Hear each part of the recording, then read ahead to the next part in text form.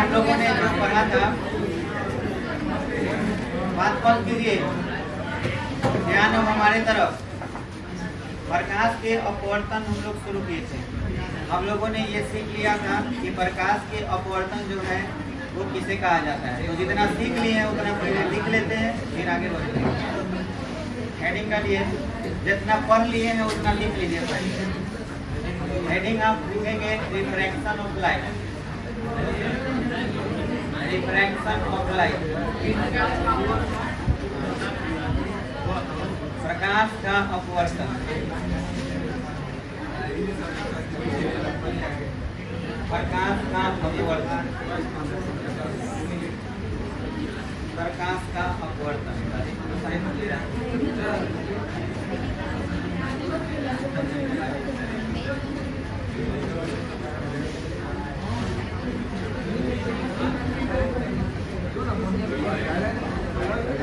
हो गया। नीचे लिखिए, जब प्रकाश की किरण, जब प्रकाश की किरण एक माध्यम से दूसरे माध्यम से, एक माध्यम से दूसरे माध्यम में प्रवेश करती है, जब प्रकाश की किरण एक माध्यम से दूसरे माध्यम में प्रवेश करती है, जब प्रकाश की किरण एक माध्यम से दूसरे माध्यम में प्रवेश करती है, दूसरे माध्यम में प्रवेश करती है, तो उसकी चाल बदल जाती है, तो उसकी चाल बदल जाती है, तो उसकी चाल बदल जाती है, तो उसकी चाल बदल जाती है। इसी घटना को प्रकाश का अपवर्तन कहते हैं। इसी घटना को प्रकाश का अपवर्तन कहते हैं। इसी घटना को प्रकाश का अपवर्तन कहते हैं।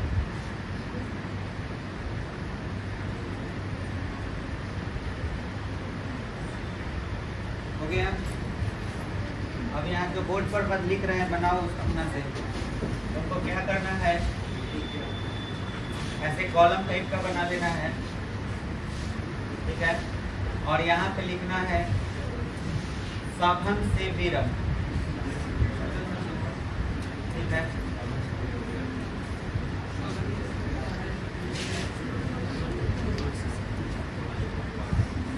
और यहाँ पे लिखना है विरल से सघन। अच्छा, अब इसमें क्या क्या होता है, इसमें हम यहाँ पे लिख दे रहे हैं वेग, यहाँ पे लिख दे रहे हैं तरंग दैर्घ्य,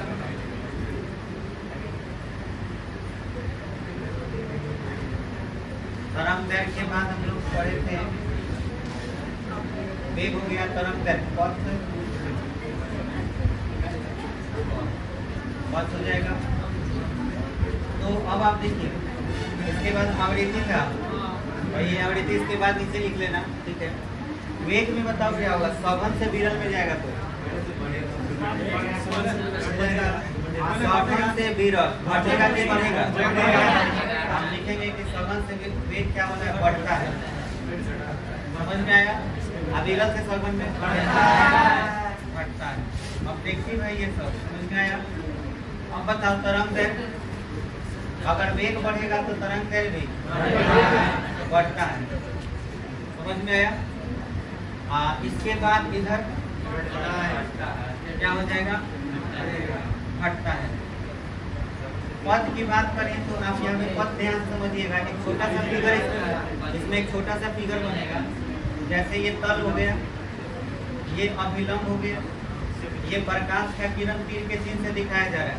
तो आपको मैंने बोला था कि प्रकाश की किरण जब सघन से विरल, अब सघन से विरल का मतलब ऊपर सघन है और नीचे क्या है, विरल। विरल में अभिलंब से दूर भागेगा कि अभिलंब की ओर मुड़ेगा, दूर भागेगा। तो देखो ये डॉट डॉट जो है ये ओरिजिनल रास्ता है। इधर अगर कोई लाइन खींच दिए तो इसका मतलब हुआ कि दूर भागा। समझ में आया। तो यहाँ पे हम लिख देंगे क्या चीज, अभिलंब से दूर भागता है। बात समझ में आया। पथ में क्या होता है, अभिलंब से दूर भागता है। तो बोलो इधर फिगर कैसा बनेगा? यहाँ पे ये किरण है। अब ये बताओ किरण का वास्तविक पथ ऐसा था, अगर नीचे की तरफ करोगे तो इसका मतलब क्या हुआ? अभिलंब की ओर मुड़ जाएगा। तो इसका आंसर क्या होगा? अभिलंब की ओर मुड़ता है। बोलो क्लियर हो गया? 3 गो बनाने के बाद नीचे एक और लिखना है तुमको, समझ में? आवृत्ति, और आवृत्ति में लिखना है अपरिवर्तित अपरिवर्तित। बोलो समझ, यहाँ समझना है, लिखने का काम खत्म। अब आप इसके बेस पर कुछ कॉन्सेप्ट सीखिए और कुछ सवालों को समझिए, कैसे इस तरह के सवाल, अपवर्तन वाले सवाल कैसे बनाते हैं। एक तो बहुत बेहतरीन सवाल। आपने 10 क्लास में एक चीज सीखा होगा,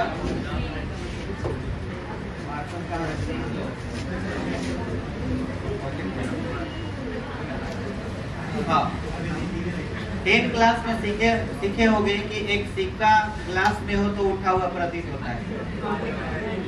तो तुमने कारण में सीखा होगा कि अपवर्तन के कारण। ठीक है, बस इतने से मन खुश हो गया होगा कि चलो जान गए, बहुत अच्छा बात जान गए कि जब सिक्का अगर आप पानी में रख देते हैं तो उसका तल्ली जो है या सिक्का जो है उठा हुआ लगता है, ऐसा अपवर्तन के कारण होता है। इतने में तुम्हारा जो है पूरा एकदम क्लियर हो गया कॉन्सेप्ट। लेकिन भाई ये कॉन्सेप्ट नहीं हुआ कि अपवर्तन के कारण। अपवर्तन के कारण हुआ तो अपवर्तन एक्चुअल में है क्या, ये कैसे हो सकता है, इस चीज को गहराई से समझना है। अब ध्यान से सुनना, इसमें तुमको एक छोटा सा कॉन्सेप्ट अभी हम सिखा रहे हैं और उसी पर ये सारे सवाल आपको सॉल्व करना। कॉन्सेप्ट क्या है देखिए, मान लीजिए कि एक ये बर्तन है या एक बाल्टी है इस टाइप का, और इस बाल्टी का नीचे वाला तल्ली अगर इसमें पानी भरा हुआ है, ठीक है, नीचे वाला तल्ली का बात करें, तल का बात करें, और कोई बंदा यहाँ पर है, चलो ऐसा कोई ऐसा बंदा है और इस बंदे को तल्ली दिख रहा है, इसको यहाँ का तल्ली दिख रहा है, मतलब ये जब देख रहा है तो इसका तल्ली जो है इसको ऊपर दिख रहा है। अब तुम्हें ये सोचना है कि इसे ऊपर कैसे दिख रहा होगा।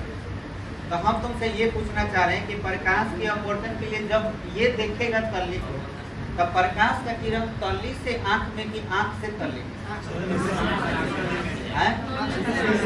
तल्ली से आंख में कि आंख से तल्ली? आंख से तल्ली। अच्छा एक बार यहाँ देखो, बताओ क्या हो रहा है? ओहो ब्राइटनेस बढ़ रहा है, कैसे पता चल रहा है? अरे हाँ, आप कैसे किए हैं तो कर ऐसे ही सोच रहे। अरे यहाँ से लाइट ज्यादा मात्रा में तुम्हारे आँख में जा रहा है, तो यहाँ से लाइट है कि तुम्हारे आँख से यहाँ लाइट है। यहाँ समझो, ब्राइटनेस बढ़ा, यहाँ से लाइट तुम्हारे आँख में गया तब ना तुमको पता चला ओ लाइट बढ़ गया। समझ में आया? आखिर तुम्हारे आँख में से हेडलाइट जैसा लाइट निकला है तब वगैरह के चमकदार बना। तो कॉन्सेप्ट क्या कहता है कि कोई चीज को देखने के लिए आपकी आँख से प्रकाश निकालने की जरूरत नहीं है, प्रकाश आपकी आंखों तक जाना चाहिए। नियम यही है। अगर आप किसी भी वस्तु को देखते हैं, हर इंसान को मैं बोल दे रहा हूँ, ये ऑप्टिक्स का क्लास है, ऑप्टिक्स में एक एक कॉन्सेप्ट सबके माइंड में बैठना चाहिए, क्योंकि मैं किसी से भी पूछ सकता हूँ। तो याद रखना, जितना भी चीज़ समझाएंगे ध्यान से सुनना, तो देखना तुम्हें कितना डेवलपमेंट होगा। तुम अच्छा बात मतलब कि छुट्टियों में समझोगे, कोई भी क्वेश्चन छूटेगा नहीं ऑप्टिक्स से। तो ध्यान से सुनो, देखने की प्रक्रिया क्या होती है। किसी भी चीज को अगर आप देख रहे हो तो उसका नियम ये है कि वस्तु से प्रकाश आंख में आना चाहिए, चाहे वो वस्तु खुद अपने आप में बल्ब या प्रकाश का स्रोत ही क्यों ना हो। अगर हम तुमको देख रहे हैं तो ये तभी हो सकता है जब तुमसे प्रकाश परावर्तित होकर हमारी आंखों में आ रहा है, तभी जाकर के तुम हमें दिखाई दो। इतना बात बुझाया कि नहीं? ठीक है। अच्छा, अब यहाँ लॉजिक समझो। इस इंसान को ये तल्ली दिख रहा है, तो ये तो तभी हो सकता है जब यहाँ का प्रकाश कहाँ जा रहा हो, इसकी आंखों में जा रहा हो। यही ना पॉसिबल है। चलो भाई, अब बताओ, इसमें पानी भरा हुआ है, ऊपर हवा है, तो कौन सा माध्यम हुआ? कौन सा माध्यम?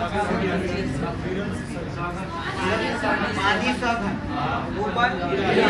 चलो अब इसे तल्ली को देखना है तो यहाँ से जो किरण निकलेगी वो कहाँ जाना चाहिए? आँख में। चलो यहाँ से ले जाते हैं इसकी आँख में। यहाँ से एक किरण हम निकाले ऐसे और मोड़ दिए किधर? आँख में। तो तुम लोग कहोगे कि ऐसा थोड़ी होता है कि प्रकाश मुड़ जाता है। अरे मुड़ता है, जब पथ नहीं माध्यम बदलता है तो प्रकाश के किरण क्या हो जाते हैं? मुड़ जाते हैं। बोलो समझ में आया? अच्छा अब ये बात को समझो, ये किरण यहाँ पे आ गया इसकी आँख में तो ये तल्ली उसको दिखने लगा। पर इंटरेस्टिंग बात, कोई तिरछा तो नहीं देख सकता। तिरछा देखने का मतलब समझ रहे हो बेटा? तिरछा देखने का मतलब ये हुआ कि हम अगर देख रहे हैं तो दुआरी के बगल में कोना में कौन लुका है यहाँ से देख सकते हैं। मैंने अपने नजर को ले जाके ऐसे करके घुमा के मतलब देख सकते हैं? नहीं देख सकते। जब भी देखेंगे कैसा देखेंगे? सीधा ही देखेंगे। तो हमारी आंखों के साथ गेम कुछ ऐसा ही है कि हम सीधा देख सकते हैं, कभी भी तिरछा नहीं देख सकते। अब आप यहाँ कॉन्सेप्ट बढ़िया से समझिए। यहाँ बहुत बेहतरीन बात सीखना है आपको। ये सीख गया तो बहुत बढ़िया सवाल करेगा। ध्यान से सुनो, यहाँ से किरण तुमको पहले यहाँ तक लेके जाना है मोड़ते हुए। अब तुमको ध्यान रखना है कि कहाँ से माध्यम चेंज हुआ। तो माध्यम इस लोकेशन से चेंज हुआ है।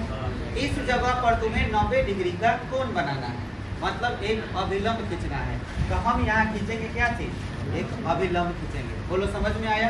अब ध्यान से सुनो, ये अगर अभिलंब है तो प्रकाश का किरण ऐसे जा रहा है और इधर मुड़ा है। तो आपको मैं बताया था कि ये सघन माध्यम है और ये कौन सा माध्यम है? प्रकाश जब सघन से विरल में जाता है तो अभिलंब से दूर भागता है। देखो दूर भागा है कि नहीं भागा है? भागा है।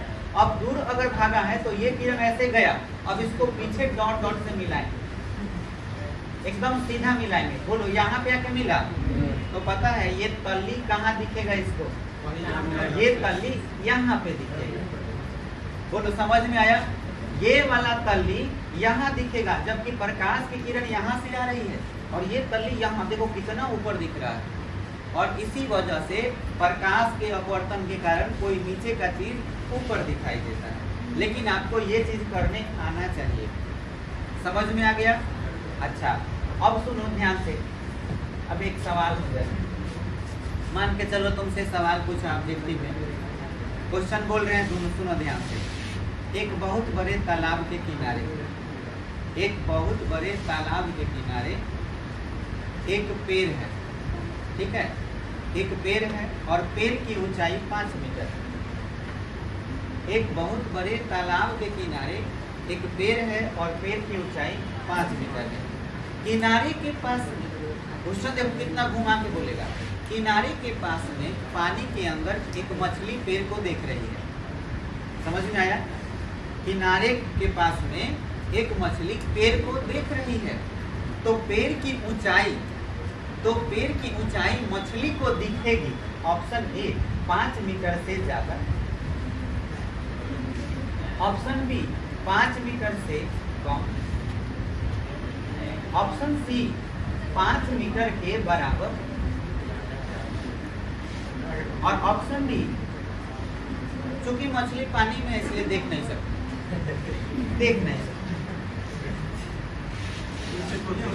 ऑप्शन ए होगा। हाँ, अब आप लोग थोड़ा सा दिमाग लगाइए, बुद्धि लगाइए और कॉपी पर रफ कीजिए कि क्या होगा इसका। समझ में आया? फिर से क्वेश्चन, हमने जो कॉन्सेप्ट सिखाया ना, इसी कॉन्सेप्ट पर इस सवाल का आंसर होगा। जो इस कॉन्सेप्ट को सीख गया वो बना सकता है। बस कॉन्सेप्ट को ध्यान से दिमाग में बैठाइए। क्वेश्चन फिर से, एक बहुत बड़े तालाब के किनारे एक पेड़ है जिसकी ऊंचाई 5 मीटर है। चलो हम तालाब भी बना देते हैं। ये मान के चलो ये क्या है? तालाब है। तालाब के किनारे यहाँ पे किनारे के पास में एक क्या है? पेड़ है और पेड़ का हाइट कितना है? 5 मीटर है और किनारे के पास में एक मछली है जो है ये एक मछली है, ठीक है? और ये मछली जो है पेड़ को देख रही है तो पेड़ का हाइट उसे दिखेगा 5 मीटर से ज्यादा, 5 मीटर से कम, 5 मीटर के बराबर मछली देख ही नहीं सकती क्योंकि वो पानी है।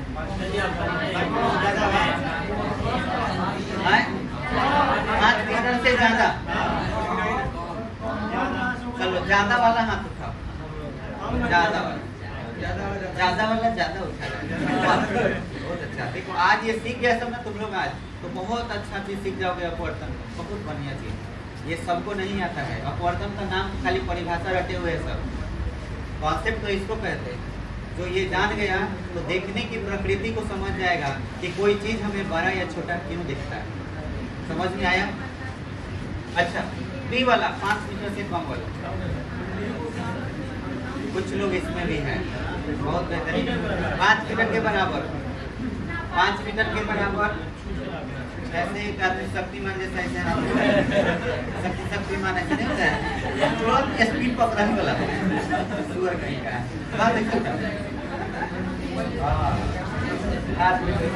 देख नहीं सकता, देख नहीं सकती। यो है मैंने कुछ खोदा करे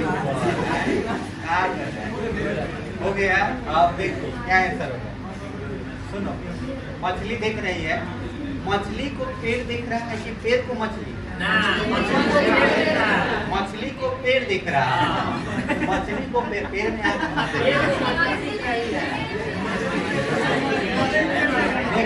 देखने वाला कौन है? देखने वाला कौन है? मछली है। तो प्रकाश जो है मछली के आंख में जाना चाहिए कि मछली के आंख से प्रकाश जाना चाहिए? मछली के आंख में जाना चाहिए। तब पेड़ के कौनों हिस्सा से एगो किरण तुमको खींच के जाना है, कहाँ तक? मछली तक। चलो, तब मछली कहाँ चाहिए ना है, तो प्रकाश की किरण पेड़ के पास से लाओ, ला दिए और कहाँ पहुँचा दो? मछली के आंख में। और यहाँ 5 डिग्री का कौन बना दो? 90 डिग्री का। नियम को चेक करो कि तुम्हारा नियम एकदम ठीक परफेक्ट बैठ रहा है कि नहीं। तो परफेक्ट क्या है कि किरण आया कहाँ से? पेड़ से, और गया कहाँ पर? पानी में गया। तब पानी बोलो हमारे लिए सघन हुआ, सब ऊपर हवा है तो विरल हुआ। चेक करेंगे कि नियम सही हो रहा है कि नहीं। भाई अभिलंब है, प्रकाश की किरण जब विरल से सघन में जाती है तो अभिलंब की ओर मुड़ जाती है, ये नियम है। तो बोलो वास्तविक पथ तो ये था, लेकिन ये अभिलंब की ओर क्या हो गई? मुड़ गई। ऐसा सही में हो रहा है कि नहीं हो रहा है? तो नियम परफेक्ट है, नियम परफेक्ट है। तो मछली भी तो सीधे ही देखती होगी। अगर सीधे देखती होगी तो देखो ये किरण यहाँ तक आया तो उनको पीछे डॉट डॉट से ऐसे बढ़ाना, पीछे डॉट डॉट से। अब बोलो ये डॉट डॉट कहाँ मिलेगा? पेड़ के ऊपर चला जाएगा। और पेड़ के ऊपर अगर चला जाएगा तो मछली को पेड़ कैसा दिखेगा? बहुत बड़ा दिखेगा और मछली तुरंत भाग जाएगी, कैंसर हो जाएगा 5 मीटर से ज्यादा। तो पता है जब किनारों पे आप मछलियां जहाँ पे रहती हैं, किनारों पे जब आप खड़े होते हैं तो असल में रियल में मछली को आप बहुत बड़े दिखते हैं। जितना आपका हाइट है उससे बड़े दिखते हैं आप मछली को, इसलिए मछली डर जाती है। ये राक्षस कहाँ से है? समझ में आया? अच्छा, फिर से अगर सवाल देखिए, सवाल पूछने वाला अगर बढ़िया से पूछ दिया ना यही में घुमा के तो दिमाग और खराब हो जाएगा। पूछे कहेगा बता देगा सब। बहुत बढ़िया। सवाल को सुनोगे पहले बढ़िया से। एक तालाब में एक मछली है। मछली तो बहुत सारा हो सकता है। एक चलो तालाब छोड़ो, नदी छोड़ो, नदी को पकड़ो। एक नदी के ऊपर एक बगुला उड़ रहा था। बगुला नहीं, बगुला सुनो, एक नदी के तल के ऊपर एक बगुला उड़ रहा था, ठीक है। और उसी क्षण बगुला एक मछली को देख रहा था। बगुला किसको देख रहा था? और मछली देख रही थी बगुला तो भाई मछली को मारने वाला है और मछली बचने का प्रयास कर रही है, ठीक है। मान लो तो एक नदी में बगुला उड़ रहा था, बगुला तल के ऊपर उड़ रहा था और मछली बगुला को देख रही थी और बगुला मछली को देख रहा था। तो संभव है, अब बगुला दोनों संभव है, तो बगुला को मछली और मछली को बगुला दिखेगी। Option A. थोड़ा थोड़ा कुछ ऊपर बगुला, कुछ ऊपर मछली। ऑप्शन बी, देखिए ऑप्शन ए, कुछ ऊपर मछली, कुछ ऊपर बगुला। इस चीज को समझो, सवाल में क्या है, बगुला मछली को देख रहा है और मछली बगुला को देख रहा है, तो दोनों एक दूसरे को देखेंगे तो दोनों दिखेंगे, कैसे दिखेंगे? ऑप्शन ए, कुछ ऊपर मछली, कुछ ऊपर बगुला। ऑप्शन बी हो सकता है, ऊपर मछली, ऊपर मछली, या कुछ ऊपर मछली और कुछ नीचे बगुला। ऑप्शन सी, कुछ नीचे मछली,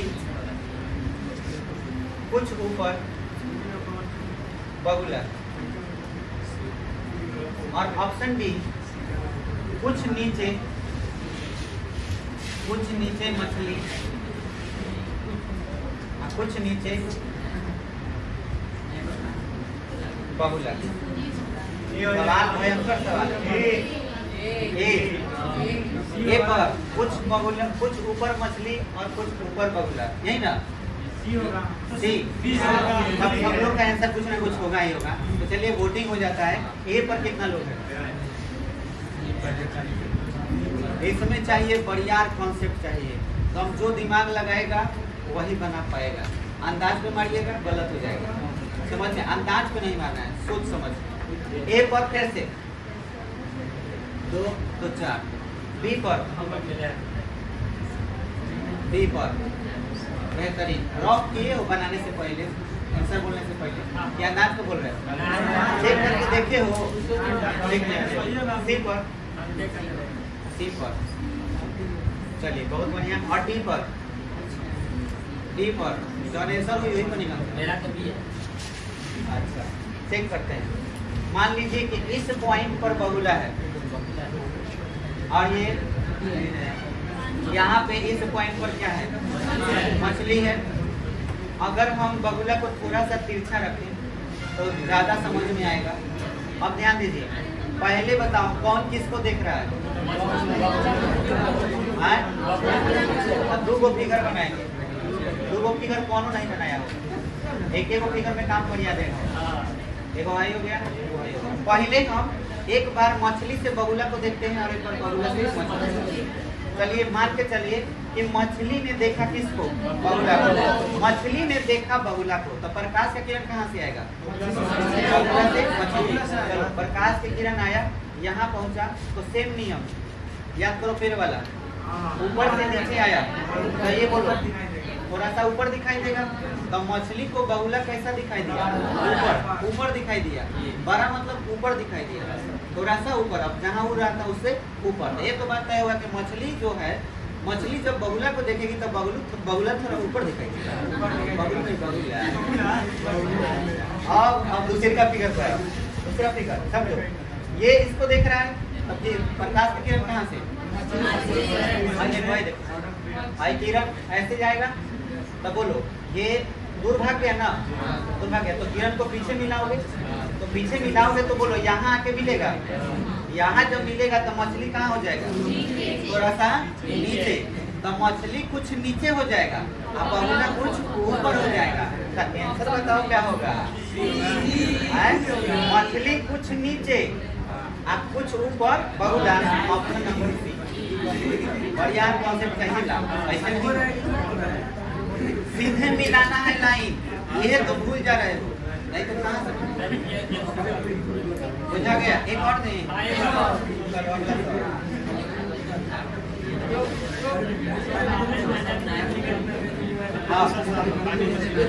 अब बता देगा सब ना। केरोसिन तेल में 1 रुपया का सिक्का गिर गया। हाँ, मान के चलो केरोसिन तेल में 1 रुपया का सिक्का गिर गया। जिस बर्तन में सिक्का गिरा था, उस बर्तन की ऊंचाई 10 मीटर थी। ऐसे बोले, केरोसिन तेल में 1 रुपया का सिक्का गिर गया। जिस बर्तन में सिक्का गिरा था उस बर्तन की ऊंचाई कितनी थी? 10 मीटर थी। बात समझ में आया? तो जब मैंने का मतलब वो एक सब्जेक्ट है जो कि देख रहा है। जब मैंने सिक्का को झांक करके देखा, तो सिक्का मुझे दिखाई दिया, है ना। ऑप्शन ए 10 मीटर से ऊपर, समझ में आया। ऑप्शन बी 10 मीटर से नीचे। ऑप्शन सी 10 मीटर के बराबर। और ऑप्शन डी यह ऊंचाई देखने के कोण पर निर्भर करती है।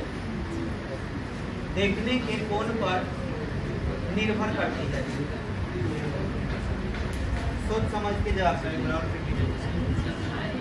फिर से बोलें। फिर से क्वेश्चन। मेरे पास 1 रुपया का सिक्का था और यह 1 रुपया का सिक्का केरोसिन तेल में गिर गया। केरोसिन तेल में जिस बर्तन में सिक्का गिरा था उस बर्तन की ऊंचाई कितनी थी? 10 मीटर। ये बर्तन है और इसका हाइट कितना है? 10 मीटर। और इसमें है क्या चीज? केरोसिन तेल। सिक्का यहाँ नीचे गिर गया है और सिक्का गिर गया है। तो जब मैंने झांक करके देखा, मतलब इसको देखा, जब सिक्का को देखा तो मुझे सिक्का कैसा दिखाई दिया? 10 मीटर से ऊपर, 10 मीटर से नीचे, 10 मीटर के बराबर। यह ऊंचाई देखने के कोण पर निर्भर करती है। तो आपको आंसर चुनना है, कौन सा ऑप्शन सही होगा।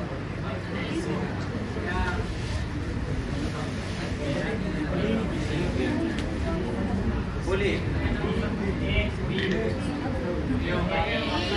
ऑप्शन नंबर 1 10 मीटर से ऊपर, 10 मीटर से ऊपर, है ना। चलिए ये वाले हाथ उठाइए। बहुत बेहतरीन, बहुत अच्छा। बी पर बहुत बढ़िया, 10 मीटर के बराबर।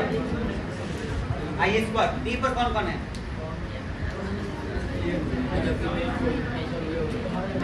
बोलो। एक आदमी है, ये बनमानुस नहीं होगा रे। देखो बात को समझो। तुम किसी तरह भी झांक करके देखोगे, सिक्का थोड़ा सा ऊपर उठा हुई है, थोड़ा सा ऊपर जरूर उठा होगा। कैसे होगा? मान के चलो बाहर कोई आदमी है तो प्रकाश का किरण सिक्का से आंख में कि आंख से सिक्का में?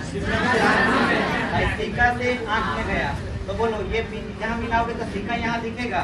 यही तो बात तय है कि आप पैसा झांक के देखिएगा 10 मीटर के ऊपर ही दिखाई देगा। जितना 10 मीटर पर रहा है उससे थोड़ा सा क्या होगा? ऊपर ही होगा। तो आंसर हो जाएगा क्या?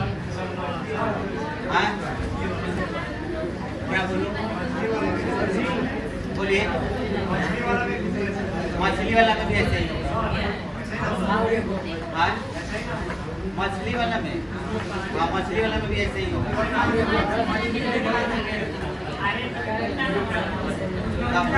उसमें थोड़ा सा अलग है, नहीं समझे हो?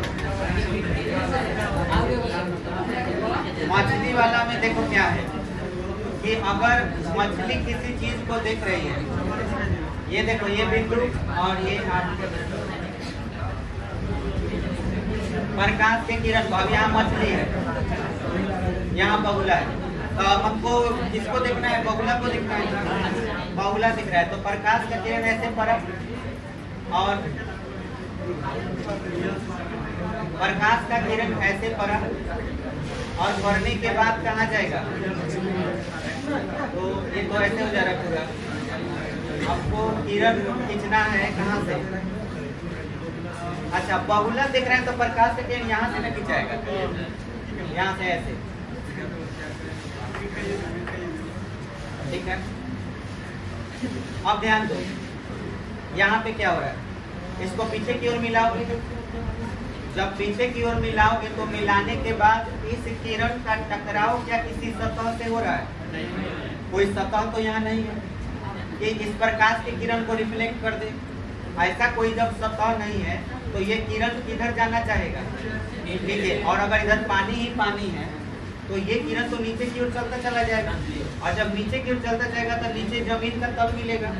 तो इसी वजह से यहाँ पर अगर पॉइंट मिलता है तो ये कहाँ हो जाएगा, नीचे हो जाएगा। बोलो समझ में आया। और यही अगर कोई किनारा रहता है, यहाँ पर किनारा अलग से किनारा रहता तो यह इसका टकराव इस पॉइंट के साथ हो जाता है, और इस पॉइंट के साथ टकराव हो जाता है तो थोड़ा सा क्या हो जाता है ऊपर। तो आपको ये एकदम बात याद रखना है कि अगर ये किरण का टकराव किसी तल के साथ हो गया या किसी पत्थर के कारण बगल में कोई पत्थर दे दिया तो अब ये थोड़ा ऊपर दिखेगा, अगर कुछ अवरोध नहीं मिला तो नीचे हो जाएगा। बोलो समझ में आया। इस तरह से होता है। क्लियर हो गया। चलिए, तो उम्मीद है कि आपको आज अपवर्तन के प्रयोग के बारे में समझ में आ गया होगा कि कोई भी चीज नीचे या ऊपर क्यों दिखता है।